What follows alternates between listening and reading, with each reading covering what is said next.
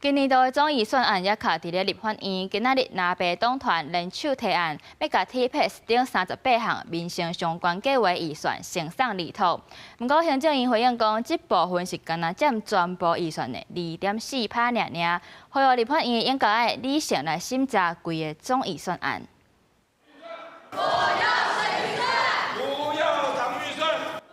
看声要审总预算，民进党立委伫立法院议场举牌啊，紧就是指控这种年度中央总预算案议员伫立法院卡关。外界关心亲像关系专讲每个月98.2万通勤族的 TPS 等补助可能断去，不过国民党团、民众党团则来联手提案，将包含 TPS 等38项新兴计划预算，行动至总共差不多718亿。大家应该以民生为本。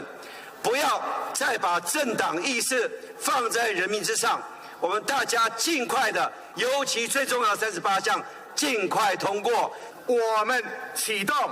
不关门条款，跟民生经济有关的，让它先行通过，等一下进行表决。请民进党不要再党意大于民意。在韩在南北人数优势之下，58票赞成，79票反对，政府指出，南北提出的38项计划包含 TPS 通勤月票、少子化生育补助、地水防洪国家后补转型、后生增改起参加国际赛事等相关新兴计划。不过民进党团批评，行政院新增总预算2992亿，质疑南北无将总预算交付审议，哪会知影倒一寡预算有级别性，而且有侵害行政权的记录。自己把预算丢着不审查，然后自己当白蛇下毒，自己又当许仙说好，那我根据预算法54条呢，我来帮你解套。被在野党所剔除的新兴计划当中，举例来说，包含了校园的无人机人才培育，这些有助于国人的照顾、国家的发展，还有提升国际竞争力的计划，难道不重要吗？